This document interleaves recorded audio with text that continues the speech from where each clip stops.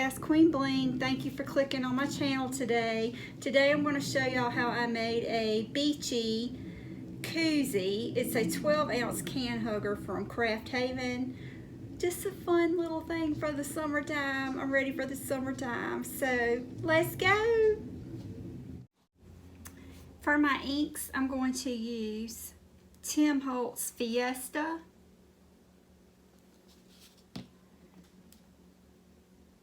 Malibu's Metallic Violet, Tim Holtz Pool, Tim Holtz Caramel. All of those came from Mr. Nola's Glitter. And in my base coat, I'm going to use Opal and Andy from Grateful Glitters. And There's No Place Like Home, Holographic Flake.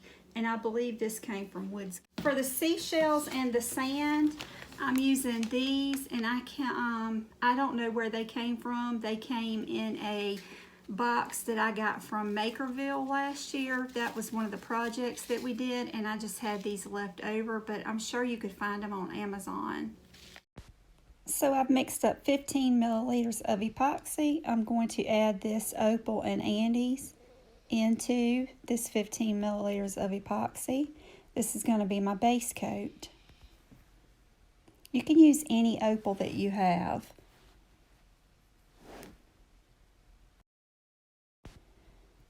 I'm just going to separate a small amount of this epoxy out because this will be what I add the silver glitter into that I want to lace this with after I do my alcohol inks. I'm going to go ahead and apply my layer of epoxy to get ready to apply my inks to. Now this is a 12 ounce. I mixed up 15 ounces of epoxy. Sometimes, all depending on how much ink you're going to use, you may want to mix up a little extra epoxy so that you get good movement. But I'll just see as I go because I don't like to mix up too much that I don't need and then I'm wasting it. And I don't want to waste my epoxy.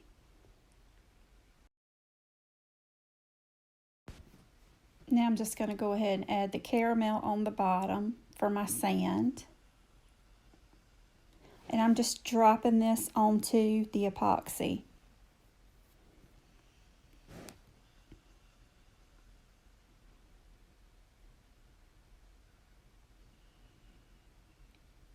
I'm dropping more on the bottom so I can make sure I have that bottom covered. Now I'm going to add Pool.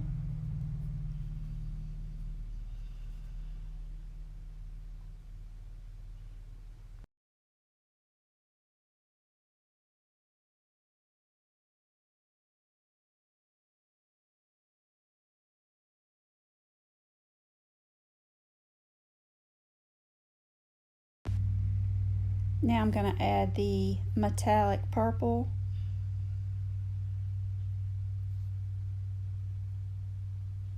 Once again, just dropping it on.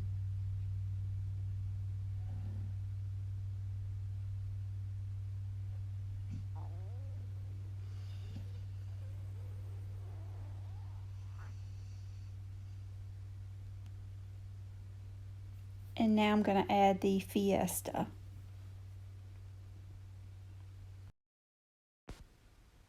Now I just want to heat it with my craft gun just so I can get some movement. You don't want to hit it too much. You only want to hit it a little bit so you can get some movement because you don't want a lot of movement. If you get too much movement, then your inks will just mix all up and it'll just go beyond what you're trying to get. When I get movement in mine, I like to tilt my turner back and forth. And if I don't see something moving, I go ahead and hit it in that spot just a little bit so I can get some movement. And you can see as I'm turning it here that I'm already getting movement.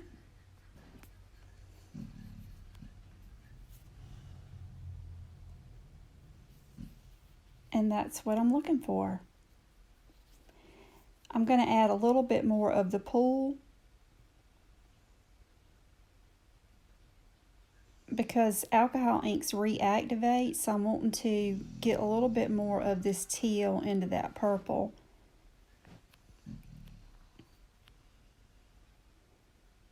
And then just tilt it a little bit just to get that to move.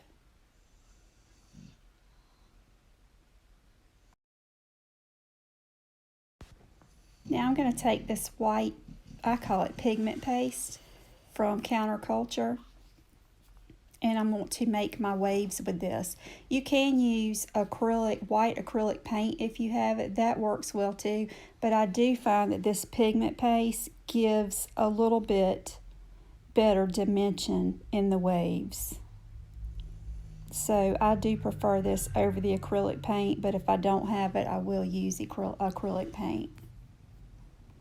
And I'm just going to mix this into a little bit of the epoxy that I have set aside.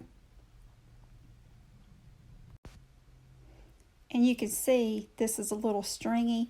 That's what you want. And when you do, if you use acrylic paint, you may have to use a little bit extra acrylic paint to get that stringiness. Now I'm just going to lay this on here in between where the colors come together, because that's kind of where I want to get my waves at. Y'all, I'm sorry, my dog is sleeping again. I swear, every time I do a video and I have to edit, do the voiceover, my dog goes to sleep. Now I put that on. Now I want to not use my craft gun. I'm going to use what I call, it's a straight heat gun, because you want to get direct heat on those waves. You don't want to heat up the whole cup. This is what I'm talking about. You can purchase this from Amazon. I think Counterculture has one. Different places you can find them online. I'm just going to hit directly over. See how I'm moving these waves? You just want to hit directly over that, because you don't want to heat the whole entire cup up again. You only want to move your waves around. This works really well for this. So you just hit it where you want to get the dimension that you're looking for. And remember, it's still going to move a little bit after you've hit it with this heat.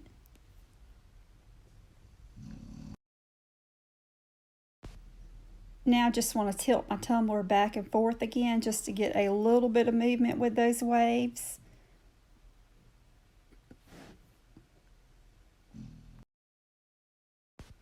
See how I have the movement here of the waves? This is what you're looking for.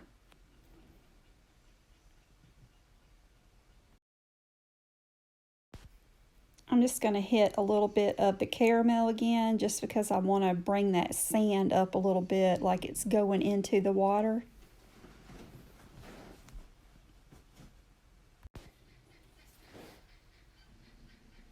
Now I'm going to take the silver glitter. I'll list this in the description box below, from Woods Goodies, and I'm going to mix this in the little bit of epoxy that I have left in the little cup that I separated earlier, and I'm going to just lace this throughout, just here and there, because I don't want it all over the cup. I like to do it like where the colors separate here and there, and it just kind of breaks that up a little bit and adds a little something to it. I call it lacing, because you're just lacing it around where you want it at. And with this, a little goes a long way. You don't want to overdo it. I sometimes overdo it. It's hard not to with glitter, but it only takes a little bit.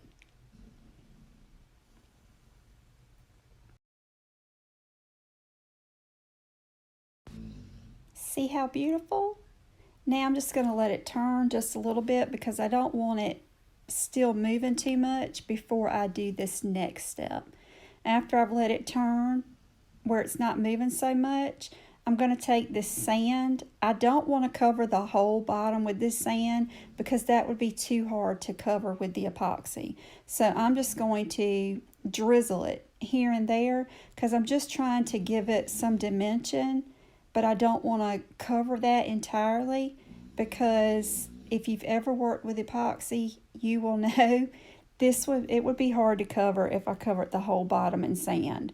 So I'm just going to drizzle it here and there. And I'm not going to put it on the bottom because I don't want that 3D dimension on the bottom. Excuse me, because then the koozie won't sit straight.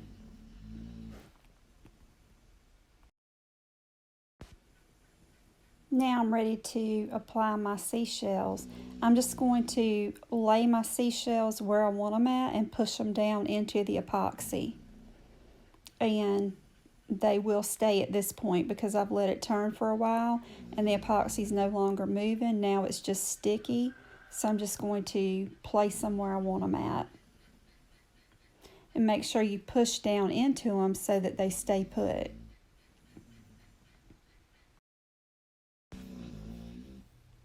After I get done placing the seashells, then I'm going to let it turn for 12 hours so that this will be completely dry whenever I go back to do my next coat of epoxy.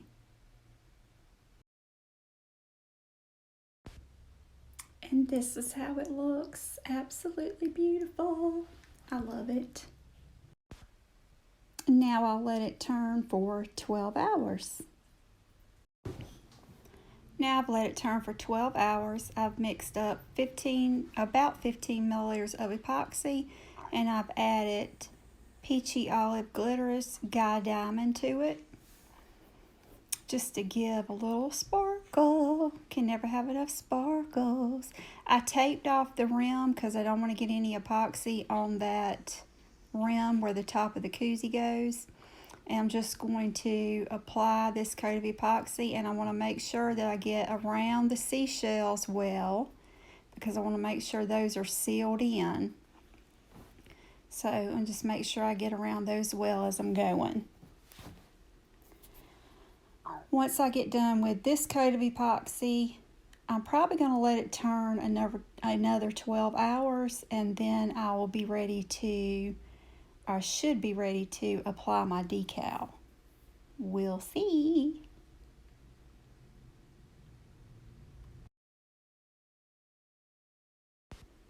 And now I just want to hit it with my torch just to make sure I don't have any bubbles on there. I'm just going to hit it really quick with this. Now I want to go ahead and remove the electrical tape. Carefully. And that'll be it.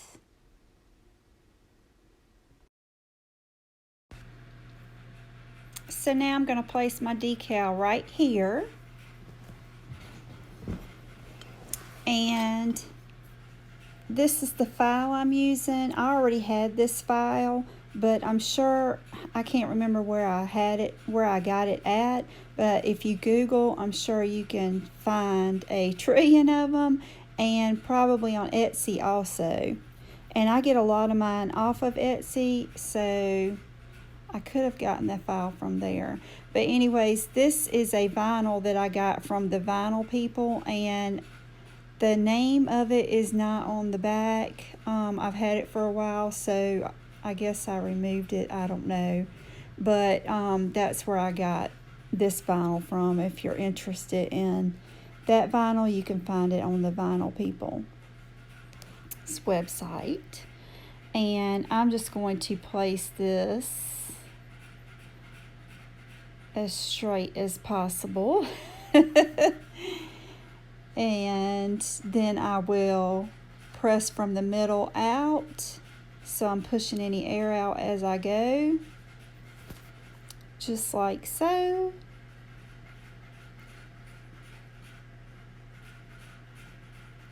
And then I take my scraper and just go over it. Make sure it's on there well. And then remove my sticky tape. I call it sticky tape. Transfer tape, sorry.